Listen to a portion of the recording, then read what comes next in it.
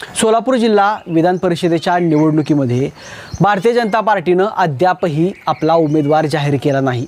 त्यातच महिला नेत्याला ही उमेदवारी दिली जाईल अशा पद्धतीची चर्चा मतदारसंघात सुरू आहे। त्यामुळं जे नेते रेसमध्ये होते त्यांच्या कार्यकर्त्यांसह नेत्यामध्ये एक अस्वस्थता आहे। नक्की कोण नेते रेसमध्ये होते, कोणत्या महिला नेत्याचं नाव या चर्चेमध्ये आलेलं आहे आणि जर या नेत्यांना जर उमेदवारी दिली नाही तर सोलापूर जिल्ह्याच्या राजकारणावरती काय परिणाम होतील तेच आपण या व्हिडिओमध्ये पाहणार आहोत।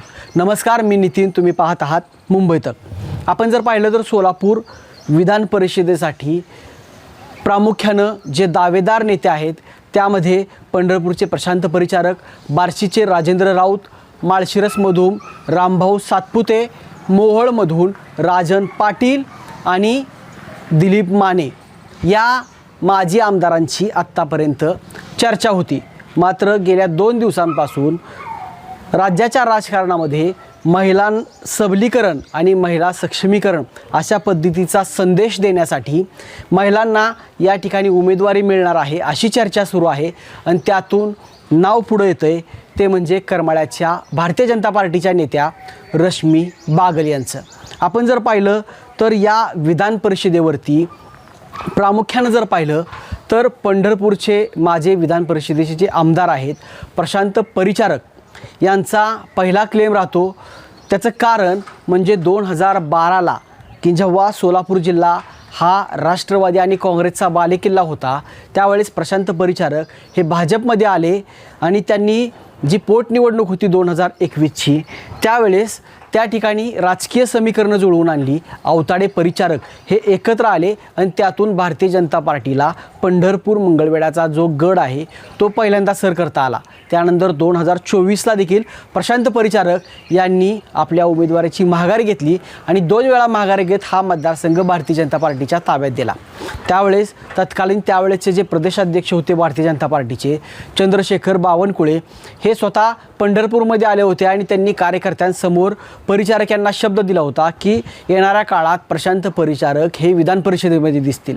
त्यानंतर देवेंद्र फडणवीस यांनी देखील फोनवरून प्रशांत परिचारक यांना शब्द दिल्याचं समजतंय। आणि आपण जर पाहिलं तर परिचारक घराण्याचे देवेंद्र फडणवीस यांच्यासोबतचे अतिशय जवळचे संबंध आहेत, घरगुती संबंध आहेत।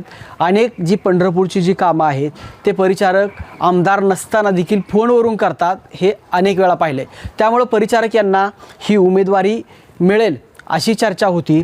मात्र आत्ताच्या ज्या राजकारणामध्ये जी नावं पुढे येतात त्यामध्ये जे दुसरं नाव आहे ते बार्शीचे आमदार राजेंद्र राऊत यांचं। आपण जर पाहिलं तर राजेंद्र राऊत हे बार्शीचे माजी आमदार आहेत। त्यांची जी आमदारकी गेली, त्यांचा जो पराभव झाला तो झाला जरांगे यांना विरोध केल्यामुळं। त्यावेळेस पाहिलं की मराठा आरक्षणाचा जे मुद्दा होता तो राज्यभर गाजत होता आणि त्यावेळेस राजेंद्र राऊत यांनी विशेष अधिवेशन घेत मराठा जे आरक्षण आहे याचा मुद्दा अधिवेशनामध्ये सर्व आमदारांनी मांडावा अशी मागणी करत उपोषण केलं होतं। त्यामुळं जरांगे आणि राऊत असा संघर्ष निर्माण झाला आणि त्याचा फटका बसत राजेंद्र राऊत यांची विधानसभा त्यावेळेस हुकली। त्यानंतर आपण पाहिलं की चांगल्या पद्धतीची कामगिरी राऊत यांनी मतदारसंघामध्ये केलेली आहे आणि स्थानिक स्वराज्य संस्थेमध्ये भारतीय जनता पार्टीला एक हाती सत्ता दिली। त्यानंतर चंद्रकांत दादा पाटील बार्शीमध्ये आले होते आणि त्यांनी एक भाषण केलं होतं आणि त्यामध्ये ते म्हणाले होते की विधान परिषद देणं ही काही माझ्या हातामध्ये नाही, ते देवेंद्रंच्या हातामध्ये आहे आणि नक्की ते त्यांचं विचार करतील। जर राजाभाऊंना विधान परिषद मिळाली तर मी स्वतः या ठिकाणी भगवंताच्या मंदिरामध्ये दिवसभर या ठिकाणी प्रसाद वाटेल अशा पद्धतीचं वक्तव्य हे मंत्री चंद्रकांत दादा पाटील यांनी केलं होतं।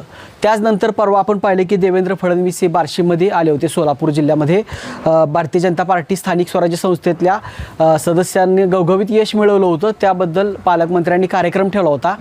त्यामध्ये ते सुरुवातीला बार्शीला गेले आणि त्या ठिकाणी त्यांनी एक सूचक वक्तव्य केलं। त्यामध्ये ते म्हणाले की राजाभाऊंना भवितव्य आहे अशा पद्धतीची 2 वक्तव्य त्यांनी केलेली कामगिरी आणि पक्षासाठी घालवलेली आमदारकी या सगळ्या गोष्टीमुळं राजाभाऊ राऊत यांचं नाव हे या ठिकाणी आघाडीवरती येतं आहे आणि या सगळ्या नावामध्ये जी दुसरी जी नावं होती यांची सध्या चर्चा नाही. मात्र प्रामुख्यानं एक चर्चा आहे, ती म्हणजे रश्मी बागल यांच्या उमेदवारीची.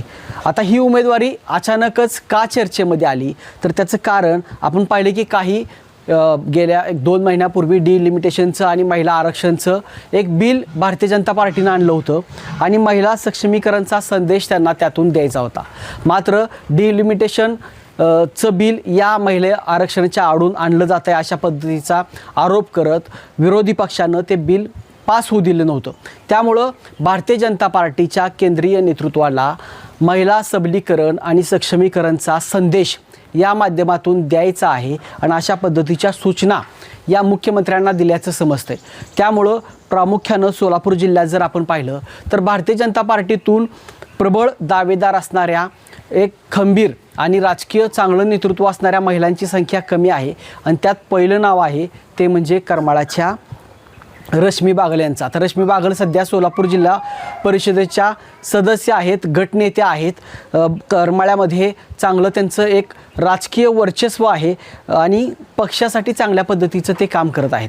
त्यामुळं त्यांचं नाव हे सध्या या दोघांच्या नावामध्ये पुढं आलेलं आहे. त्यामुळं या तिघांपैकी कोणत्या नेत्याला उमेदवारी मिळते हे पाहणं महत्त्वाचं ठरणार आहे.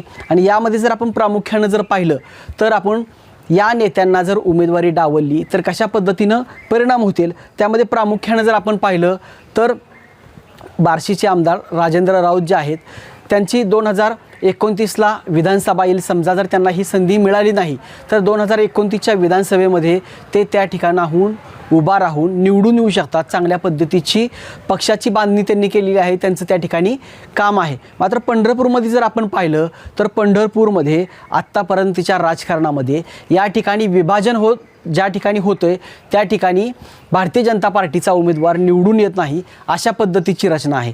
त्यातच या ठिकाणी अवताडे परिचारक जर उभा राहिले तर ही जागा निश्चितच भारतीय जनता पार्टीला गमवावी लागेल विधानसभेची आणि त्या ठिकाणी दुसऱ्या पक्षाचा जो कोणी उमेदवार असेल तो या ठिकाणाहून निवडून येण्याची शक्यता आहे. त्यामुळं जर भारतीय जनता पार्टींनी परिचारक यांना जर डावललं तर पंढरपूर मंगळवेढा मतदारसंघ हा धोक्यात येऊ शकतो. आपण जर पाहिलं तर प्रामुख्यानं आज किंवा उद्या ही उमेदवारी घोषित होणं अपेक्षित आहे. यामध्ये माजी आमदार प्रशांत परिचारक, माजी आमदार राजाभाऊ राऊत आणि करमाळ्याच्या नेत्या रश्मी बागल या तिघांपैकी कोणाला उमेदवारी मिळेल तुम्हाला काय वाटतंय नक्की कमेंट करून सांगा. आणि तुम्ही जर आमचं मुंबई तक चॅनल सबस्क्राईब केलं नसेल तर आजच सबस्क्राईब करा. धन्यवाद.